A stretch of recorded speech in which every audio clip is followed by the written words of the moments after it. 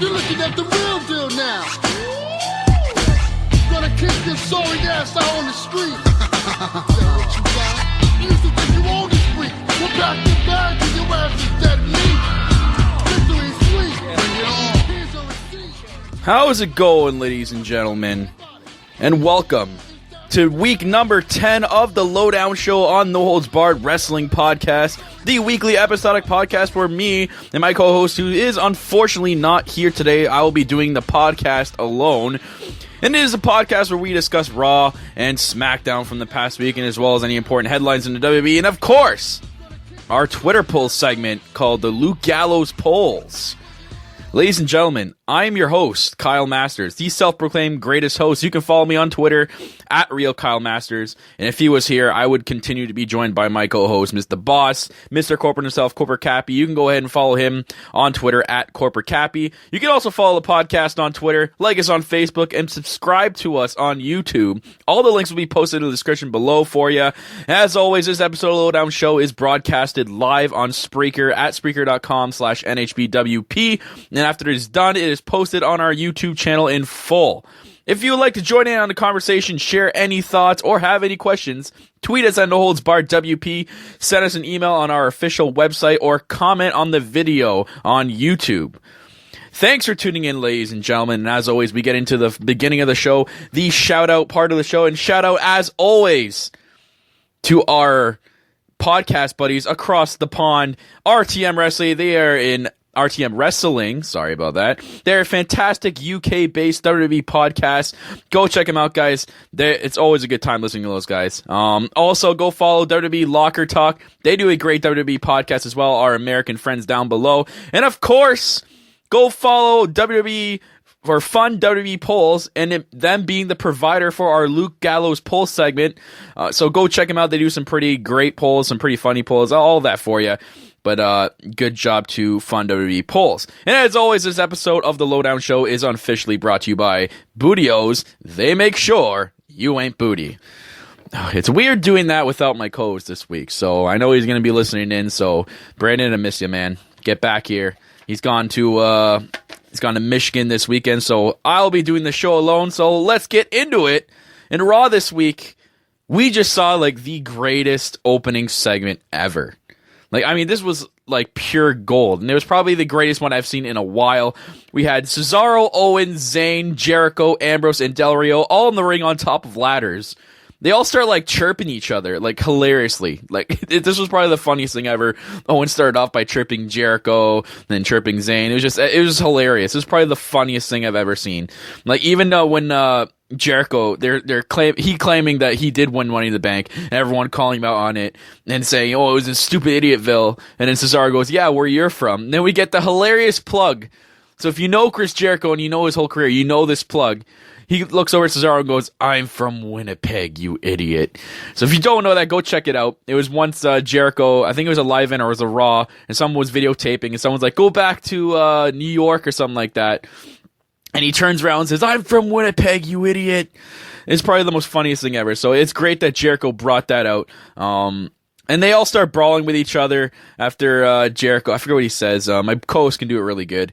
So they're all brawling with each other. And then out comes Teddy Long. Are you kidding me? I marked out when this happened. Like, I couldn't believe Teddy Long was coming out. And man, Teddy Long doesn't look like he's aged a day.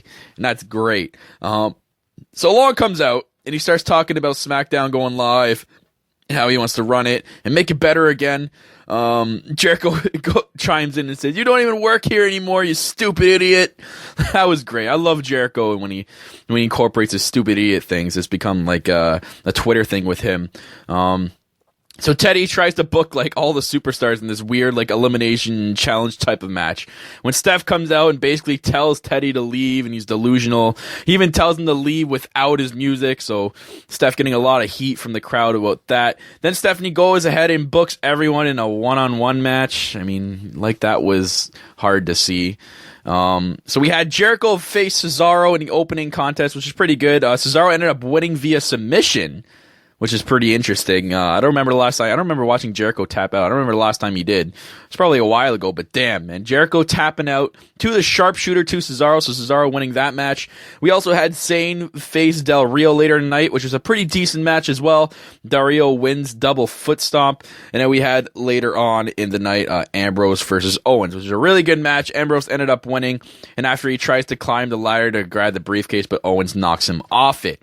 So, looks like the tension between all 6 of these guys is increasing, leading up to their Money in the Bank ladder match. It's going to be interesting to see, because I've been hearing rumors that there's going to be another participant, and everyone's saying it's Bray Wyatt, because he's coming back. Well, he's supposed to come back on Raw this coming Monday, and it was due to the Twitter, or his tweet saying something about New Orleans, and coincidentally, Raw this Monday is in New Orleans. So it's interesting to see what they're going to do, if they're going to add Bray Wyatt or if they're going to keep it 6 guys. But I'm still going with my boy Kevin Owens. He's definitely going to win this one, and we'll see how that match goes. I see it being a really, really good match. But moving on Raw, we have the Rusev and the Clash of the Titus feud. Like, one thing here, I think Titus is not getting enough credit as he should be. I know he's lacking of mic skills, and it doesn't seem like they're pushing him right, but I think he has way more potential than what we're seeing. Like, just remembering his like in-ring skills and crazy. He's a big guy. Like, he's one of those WWE superstars that WWE loves to push. They love pushing the big guys who are built and have his physique and such. But it's a good idea to have him feud with Rusev and not a jobber anymore, like Jack Swagger or something like that. But this week, Titus was on commentary when Rusev faced off against Jack Swagger, coincidentally, who's actually getting some Raw time for a change. I mean, good for Jack, I guess, because usually you won't find him. The only place you're going to find him is on Main Event or Superstars. This is a pretty decent match for the most part.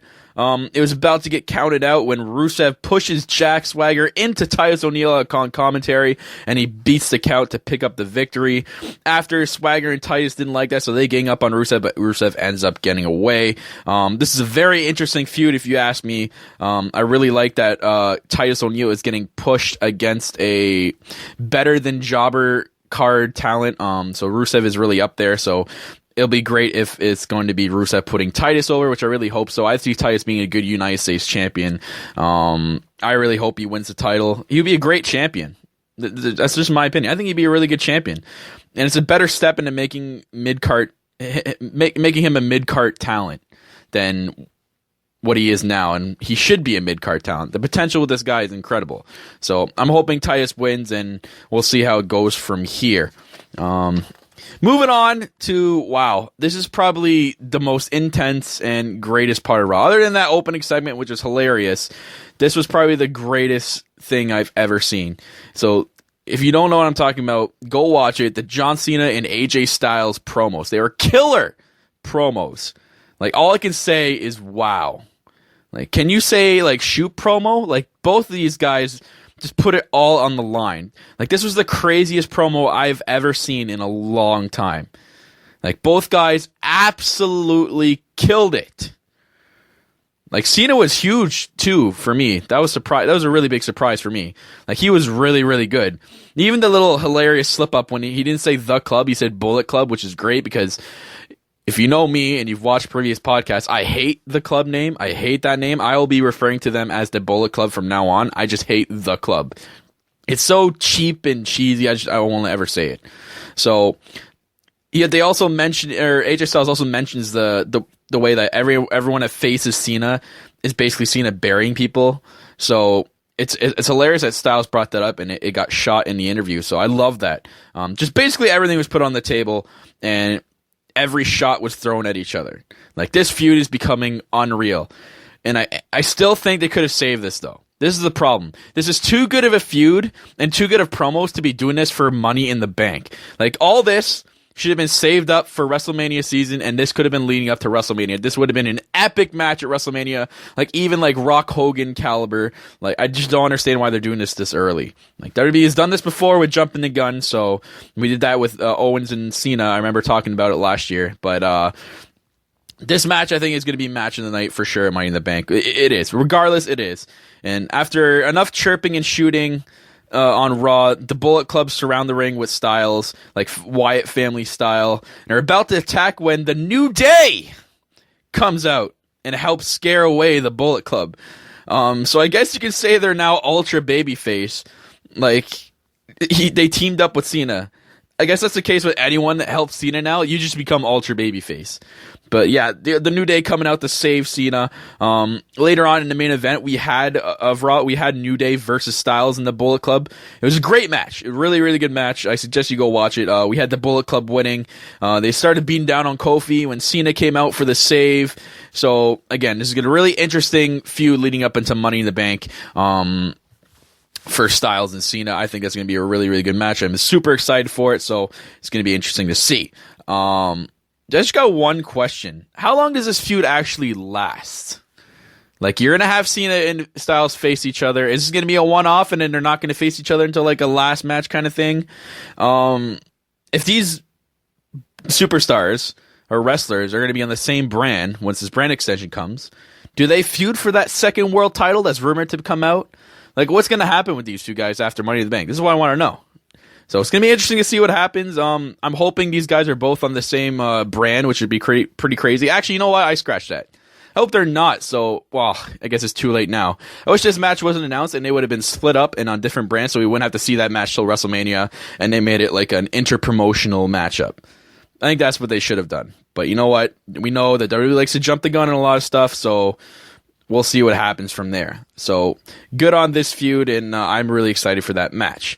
So, speaking of teams, in a way, what a huge tag team title announcement on Raw. And if you didn't hear, at Money in the Bank, it is going to be a fatal 4-way tag team elimination match for the WWE Tag Team Championships. We're going to have New Day face the Vaudevillains versus Enzo and Cass, and then face the Bullet Club. The announcement came later on in the show when Teddy was shown again, making Steph wonder how he got back into the arena. Basically, Teddy just says it's all about these and shows off some money. Teddy then pitches the match idea to Steph and about the fatal 4-way tag team championship match, and Steph acts out like it's stupid and kicks Teddy out at once. Then when Teddy leaves, Steph gets on the phone right away with marketing and pitches to them the idea and claims it was all her idea. All right, K6 Steph. You know, like, great, man. Like, we know you just copied that from Teddy. It was so stupid, but wow. What a huge match, ladies and gentlemen. So many possibilities here. Like, any one of these teams could become tag team champions. This is what I like. Although, unfortunately for our boys Enzo and Cass, I really don't think this is going to be the way they win their first title. I see them winning it on a 2-on-2 basis, winning their first title and being really epic on like a bigger stage, maybe like SummerSlam or next year's WrestleMania. I think that'll be the time when they win the tag team championships. I think they're just waiting for the New Day to get that 1-year streak. So I'll be picking New Day at Money in the Bank. It wouldn't even make sense at SummerSlam because it is in Brooklyn and these guys are from New York, so it would just make 100% sense. So does Teddy and Steph kind of feuding mean that Steph will be in charge of SmackDown and feud with Teddy over runs it? Like, we know that Steph announced that she'll be running SmackDown, but I still sense that Teddy's going to be fighting for that spot and they're going to be like feuding over each other. But what does that mean for Shane in Monday Night Raw?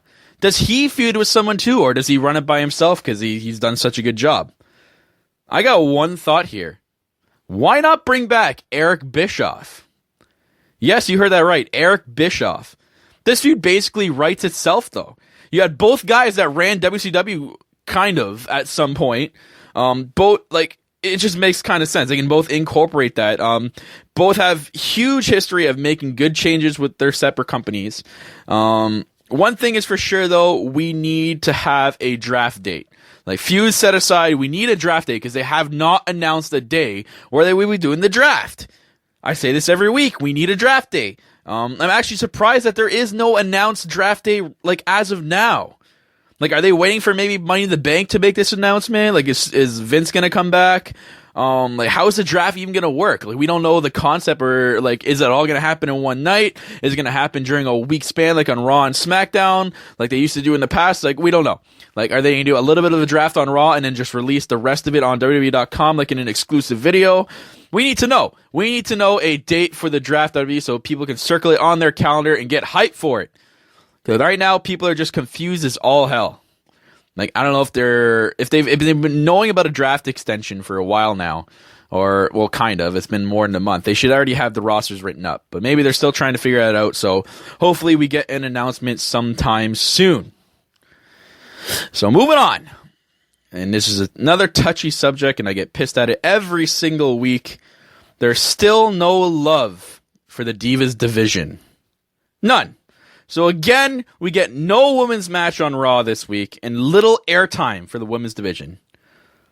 Honestly, I pray to God at this point, the sole reason of this is because they're waiting for the brand extension to happen and then incorporate everyone. Because right now, it sucks. And as much as I hate saying that, it sucks. Ever since WrestleMania, it's only been focused on 2 people. You know you have a bigger roster, WWE. There's more women on it. I really hope this is just because of the brand extension. But this week it was just a lousy, stupid, dumb tease segment that literally we could have done without. It was really just a time filler. But basically, it was Charlotte and Dana in the ring talking about the Ric Flair situation and what she meant by the dead comment and saying that it was professional. Then here comes Becky and Natty saying they're not buying it. Then they try to get Dana to see how much of a backstabber Charlotte is, which in a way, you know, they are right because she is. Then Dana kind of teases that she's going to go over to the other side and instead just attacks Charlotte or attacks Natty and Becky, and Charlotte joins in. And they leave Natty and Becky laying there. Like, literally, we could have done without this. I am so pissed that we only got that for the women's division on Raw. Like, I honest to God hope it's just because of the brand extension. Like, I guess I could say if there's one little good thing I can pull out of this is, I guess it's good that Dana and Becky are getting more TV time. Like, I don't know. I don't even know what to say about this. Like, seriously, I would have loved if even Teddy came out and made this one of his famous tag team match. That's what should have happened. At least we would have got some women's wrestling, because that was just bullshit. I hate how they're not incorporating the women's division every week, and it's a serious piss off. WWE needs to fix this.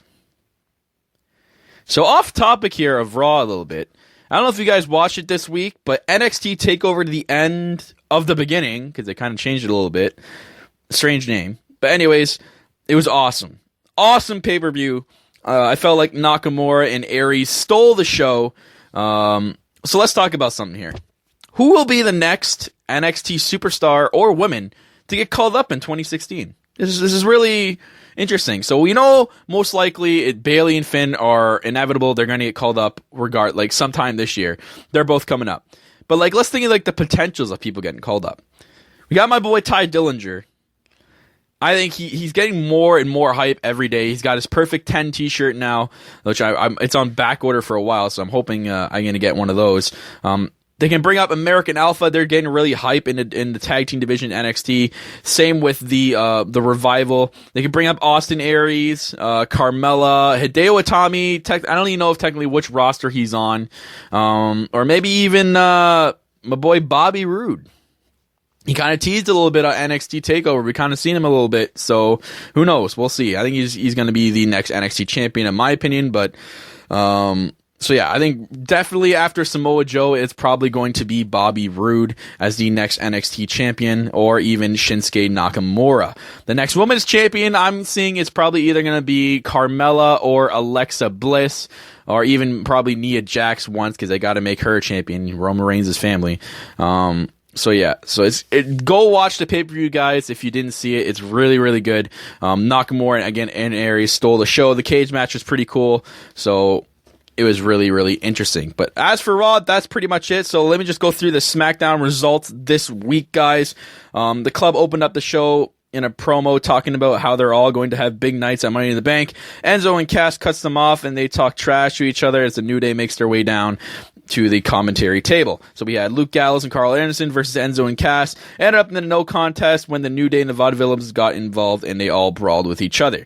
Rusev cut a backstage promo, talked about how he's so great and that he's better than any fighter. Titus O'Neil cuts him off and challenged him to a match at Money in the Bank, which we later found out in the week with a Michael Cole interview that the the United States Championship will be defended at Money in the Bank it will be Rusev versus Titus O'Neil.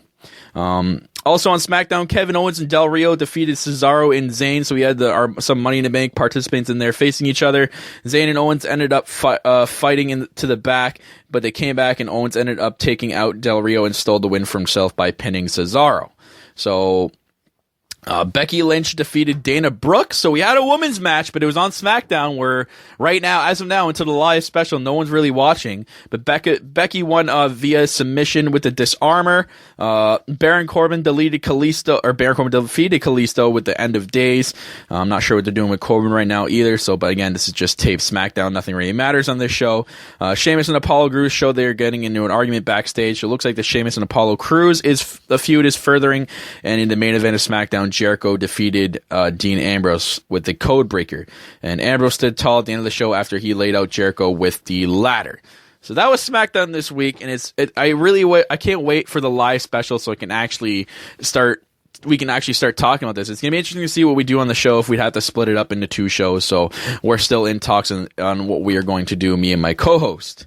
So that's going to do it for the Raw and I guess the SmackDown review for this week, guys. So this is now that part of the time of the show where we get into our segment, the Twitter poll segment, the Luke Gallows polls.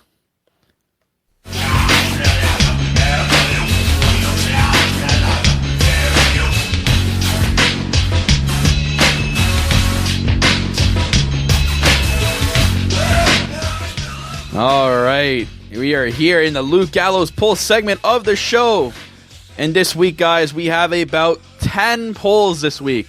So again, thanks to Fun WWE Polls for providing us in the Twitter poll segment, the Luke Gallows polls. And guys, go follow them on Twitter and start voting on their polls.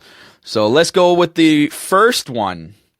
Talking about the tag team division, this poll got a total of 95 votes. It's got 88 hours left on it, so the poll is not complete, so you can still go out and vote on it. So I'm going to talk about it anyways.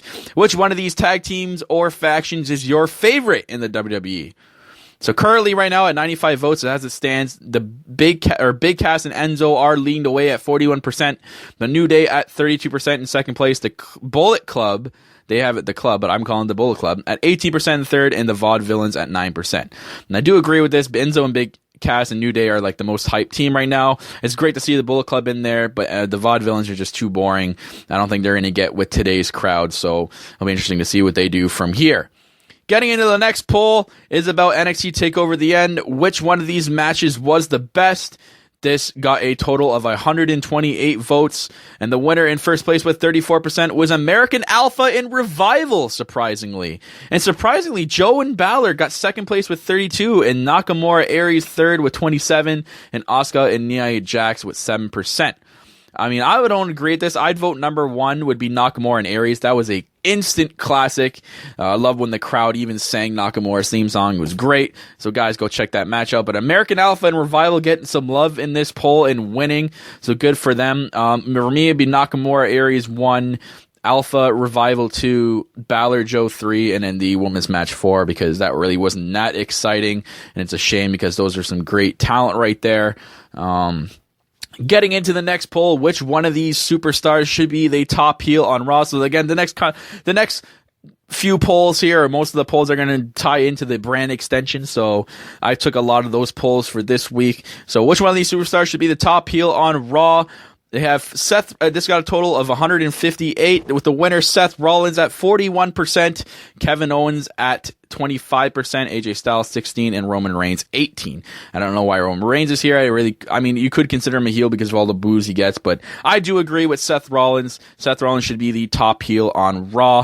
And going into SmackDown, who should be the top heel? Kevin Owens won this poll, got a total of 202 votes, 47% he won. AJ Styles 30%, Seth Rollins third, 17%, and Rusev 6%. I would agree with Kevin Owens. He's a fantastic heel, and I'm not just saying and being biased because he's one of my favorite wrestlers. I'm just saying that he's a perfect heel and he should be the top heel for SmackDown. If AJ Styles can continue to try to be heel, but the crowd's always going to cheer for him. But Kevin Owens gets a lot of heat from a lot of the crowds now. So Kevin Owens should be the top heel on SmackDown. I do agree with that. Getting into the next one, what show should the U.S. champion get drafted to? So basically, what show do you want to see the U.S. title on? So this got a total of 160 votes. Winner, Raw, 53%, SmackDown, 47%. And that's interesting because for a while, the U.S. champion used to be on SmackDown, and the IC champion was, again, always on Raw. So that gets into our another poll. Where would you like to see the IC champion get drafted to? And SmackDown won that 57-43. So yeah, that's interesting. It's a good way to mix it up there. Get the IC title on SmackDown, US on Raw. I think that's a pretty good idea. So I kind of like that. I like both of those polls. I agree with 100% with both. Getting into the next poll, which former GM should WWE bring in next for the either GMing Raw or SmackDown? We have John Laurinaitis, Vicky Guerrero, Eric Bischoff, and Kurt Angle. And Eric Bischoff won with 38%, but not followed or follow too close, but it's got 101 hours left on it. So this poll's still going. You can still vote on this one. But Eric Bischoff is leading the way at 38%. Kurt Angle at 36%. So he's trailing right in second place. Vicky Guerrero in third with 16%, and John Laurinaitis with 11%. I think John Laurinaitis should be a little bit higher, though. You got to get some love to people power a little bit there. But I agree with Eric Bischoff. That would be great if WWE brought him back. Kurt Angle, maybe on a wrestler basis and not GM. So that is an interesting poll, and you can still vote on it right now. It's got 101 hours left. Would you like to see Teddy Long as the SmackDown GM again?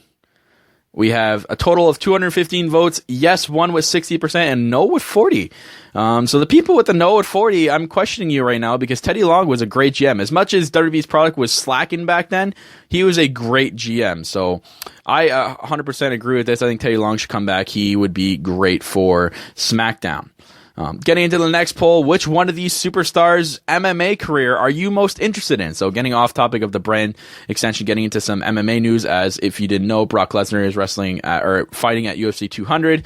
So which one are you interested in? We got Bobby Lashley, Ken Shamrock, CM Punk, and Brock Lesnar. And the winner, this was a total of 205 votes this poll. The winner was CM Punk with 45%, Lesnar with 41%, Lashley 7%, and Shamrock 6%, which again I would agree with this because there's more hype around CM Punk because they're waiting for him to announce his first fight, and now we know that who Lesnar is going to be fighting and when it's going to be. I think there's less hype in dealing with that.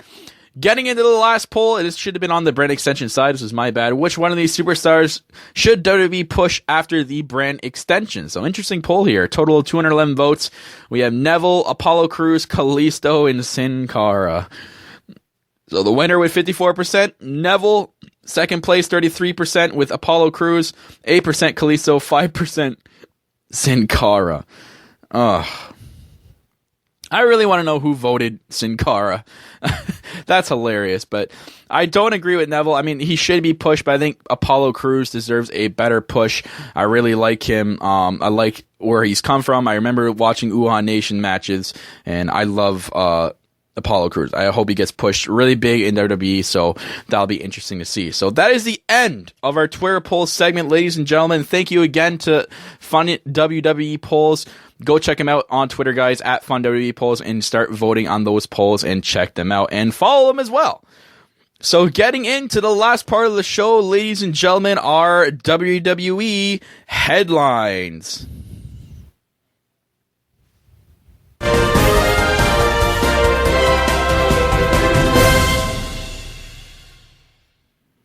All right, I screwed that one up again. I screwed up last week with the sound. I'm still trying to get the soundboard correct, guys. But, yep, that was our headlines sound clip. So, getting into the headlines, guys, which is basically the important news going on in the WWE world. So, let's get into number one. Triple H teases a match for NXT Brooklyn. And this is interesting because a former co-host of the show, No Cell Phil, me and him are actually talking about going to NXT Brooklyn. So, we're probably going to buy tickets tomorrow. So, anyways, he tweeted out a picture of him watching the NXT tapings for June. So they're taping 3 weeks worth right now. And one of the tapings had Balor running a promo against Nakamura. And apparently they were challenging each other. So in the tweet, Triple H captioned it, "No sleep till Brooklyn."